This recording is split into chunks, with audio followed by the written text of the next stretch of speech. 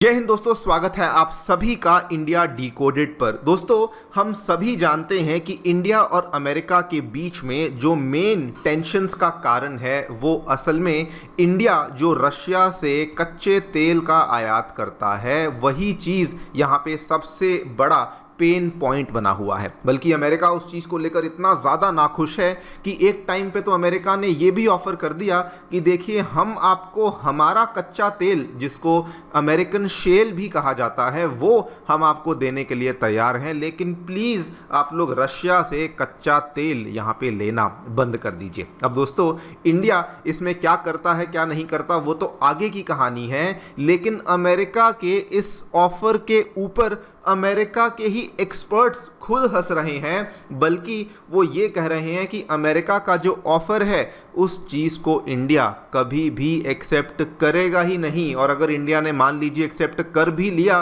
तो कभी भी भारी मात्रा में अमेरिका से कच्चा तेल इंडिया यहाँ पे आयात नहीं करने वाला है। आप लोग यहाँ पे देखिए, ये कल रात को दोस्तों अमेरिका के एक जाने माने एनर्जी के एक्सपर्ट हैं जिनका नाम है अनस अल हजी, वो यहाँ पे कहते हैं कि चाहे अमेरिका जैसा भी ऑफर दे ले, लेकिन अमेरिका के ऑफर्स के सामने हमेशा ही इंडिया चूज़ करेगा कि वो रशियन ऑयल को ही प्रोक्योर करेगा। आप यहाँ पे देख सकते हैं, Indians will never ditch Russian oil for US shale, even अगर ट्रंप यहाँ पे इंसिस्ट भी करते रहें। इसके पीछे के रीजंस क्या हैं वो मैं आपको आगे चल करके बताऊंगा, लेकिन इन्होंने बड़ी सिंपल शब्दों में कहा है कि इंडिया की जो रिफाइनरीज है ना, वो असल में अमेरिका का जो शेल ऑयल है उसको वो यहाँ पे रिफाइन करती ही नहीं है, और इसीलिए अगर कल को डोनाल्ड ट्रंप कैसा भी ऑफर दे लें, लेकिन इंडिया कभी भी इसमें मानने नहीं वाला है। कई सारी बातें इन्होंने कही हैं, मैं आपको आगे जा करके बताऊंगा। इनफैक्ट बहुत सारी इंट्रिकेट बातें इनके द्वारा यहाँ पर सामने पेश करी गई हैं। ऐसे ऐसे एंगल्स हैं जो कि आपने अभी तक कभी भी नहीं देखे थे, वो बातें इनके द्वारा बताई गई हैं। लेकिन दोस्तों, इन्होंने इस साथ साथ में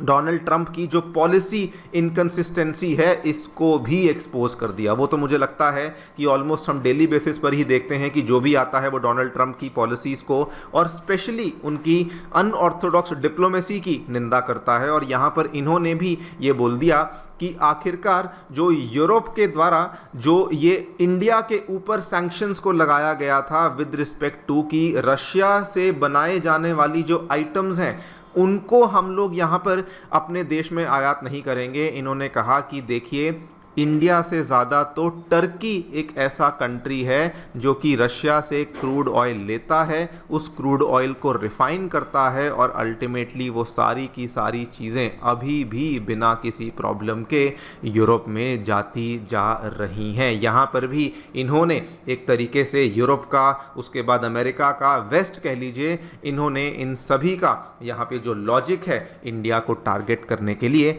उसको भी एक्सपोज कर दिया है। ये पूरी की पूरी बात ये भी हमें कल ही देखने को मिली है। इन्हीं दोनों तीनों चीज़ों के बारे में चर्चा करने वाला हूं। आइए शुरू करते हैं मेरे साथ। मेरा नाम है अनिरुद्ध। यदि आप लोग हमें फॉलो करना चाहते हैं, हमारे लेक्चर्स के अपडेट्स को प्राप्त करना चाहते हैं, तो यहाँ पर दिए गए टेलीग्राम चैनल्स के माध्यम से ऐसा कर सकते हैं। दोस्तों,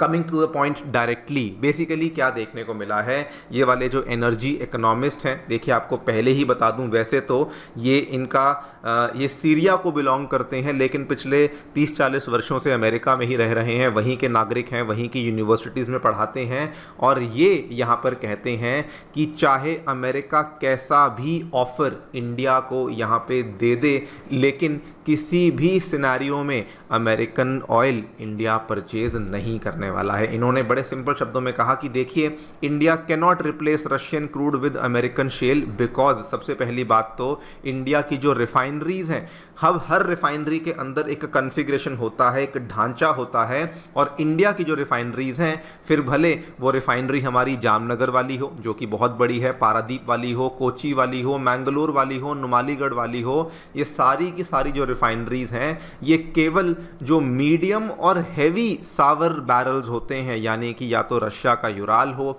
या फिर इराक का बसरा ग्रेड हो या फिर जो ये सऊदी और ओमान से आने वाले जो ये अरब ग्रेड्स होते हैं, ये केवल इनको ही यहाँ पे रिफाइन कर सकती हैं। अगर आप कल को कहें कि अमेरिका ने ऑयल दे दिया और वो इंडिया पहुंच जाएगा, तो इन्होंने कहा कि ये चीज़ पॉसिबल नहीं है। इन्होंने बल्कि ये भी कहा कि शायद मे बी इंडिया थोड़ा बहुत अमेरिका को मनाने के लिए ये कर सकता है कि चलिए ठीक है, आपसे 1-2 टैंकर हम लोग महीने के एक्स्ट्रा ले लेंगे, लेकिन इसके अलावा यहाँ पे कोई भी बड़ा चेंज हमें देखने को नहीं मिलने वाला है। बल्कि इन्होंने 3-4 बातें कही। पहली बात तो कि साइंटिफिकली ही पॉसिबल नहीं है। नंबर 2, इन्होंने कहा कि अगर आप डिस्काउंट्स को जोड़ लें तो डिस्काउंट्स के माध्यम में रशिया सभी कंट्री से फिलहाल बहुत ज़्यादा आगे है। यही तो रीज़न है कि रशिया के जितने भी तरह तरह के ऑयल है, फिर भले वो यूराल हो, ESPO ग्रेड हो, सोकोल ग्रेड हो, इन सभी को अगर आप इसकी तुलना करते हैं ब्रेंट ग्रेड के साथ या फिर इवन अमेरिका का जो WTI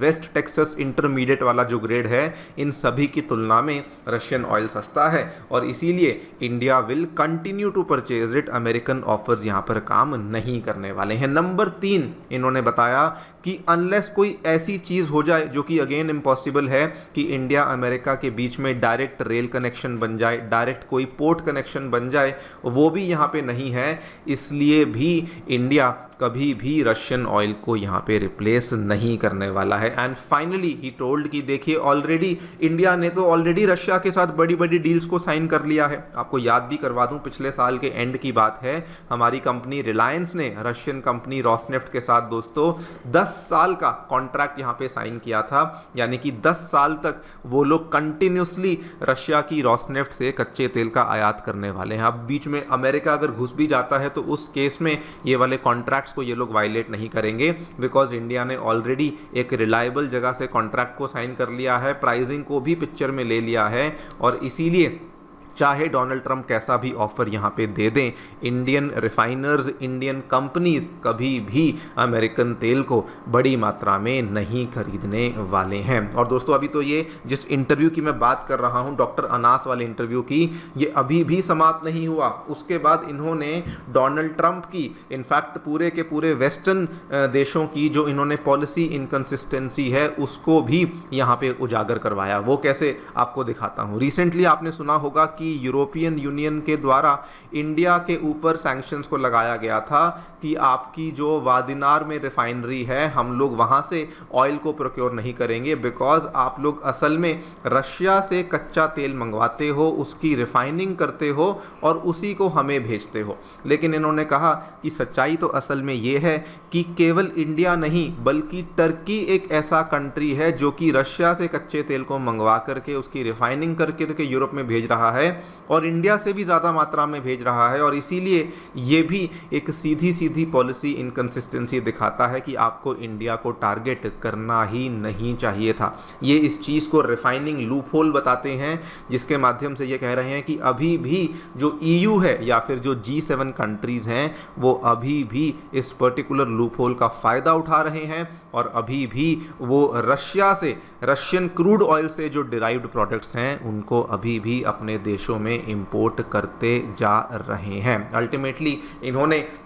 coming back to the original story, इन्होंने वही बात का फोकस किया कि देखिए चाहे जो हो जाए रशियन क्रूड इंडिया रिप्लेस नहीं करने वाला। सबसे पहले तो इन्होंने एग्जांपल ही दे दिया कि देखिए सितंबर महीने में आप देख लीजिए कि जब से ये सारी प्रॉब्लम चल रही है, रशिया एक तरफ अपने डिस्काउंट्स को बढ़ा रहा है और इंडिया के जो रिफाइनर्स हैं वो अपने इंपोर्ट को बढ़ा रहे हैं। यानी कि क्लियर कट अमेरिकन सैंक्शंस का किसी प्रकार का कोई भी इम्पैक्ट इंडिया के ऊपर नहीं पड़ रहा। उसके बाद इन्होंने ये भी कहा कि मान लेते हैं कि चलो कल को रशिया के ऑयल को रिप्लेस करना भी पड़ता है तो इंडिया का जो सीक्वेंस ऑफ ऑप्शंस हैं वो भी इन्होंने बताया। सबसे पहले इंडिया जाएगा वेस्ट अफ्रीका के पास, जिसमें कि नाइजीरिया और अंगोला के पास जा सकता है। नंबर 2 में इंडिया जाएगा लैटिन अमेरिका के पास। नंबर 3 में अगर कोई भी ऑप्शन नहीं बची तब जाकर के इंडिया आएगा अमेरिका के पास और अमेरिका का जो ये शेल वाला ऑयल है तब जाकर के इसको ये कंसिडर करेंगे। और ये कहानी बहुत दूर है बिकॉज ऑब्वियसली उसके पहले इंडिया पूरी कोशिश करेगा वेस्ट अफ्रीका से या फिर लैटिन अमेरिका जैसे कि ब्राज़ील जैसे कंट्री से कि किसी ना किसी तरीके से हम लोग यहाँ से ऑयल को प्रोक्योर कर लें। बेसिकली दोस्तों जो इन्होंने यहाँ पर चीज़ को बताया है मैं उसको सिंप्लीफाई करके आपको बता देता हूँ। ही इज़ सेइंग कि इंडिया ने अपनी एनर्जी सिक्योरिटी को फर्स्ट रखा है, सबसे आगे रखा है, और उसी बेसिस पर इंडिया अमेरिका के साथ नेगोशिएशंस कर रहा है। इसको ध्यान से सुनिएगा। ये कहते हैं कि आज इंडिया अमेरिका के साथ नेगोशिएटिंग टेबल पे आकर बैठ गया है, ऑल राइट। एंड अब जब वो टेबल पे बैठा है और अब जब वो कहेगा कि देखिए हम तो जी आपसे तेल नहीं ले सकते हैं, बिकॉज अगर हम लेना चाहें भी तो आपका जो तेल है, पहली बात तो वो महंगा है, नंबर 2 आपका जो तेल है वो हमारी रिफाइनरीज उसको रिफाइन कर ही नहीं सकती, एंड नंबर 3 ये तभी कहेंगे कि क्योंकि आपसे नहीं ले सकते इसलिए हम लोग रशिया से लेंगे, बिकॉज हमारे जो 1.4 बिलियन सिटीजन्स हैं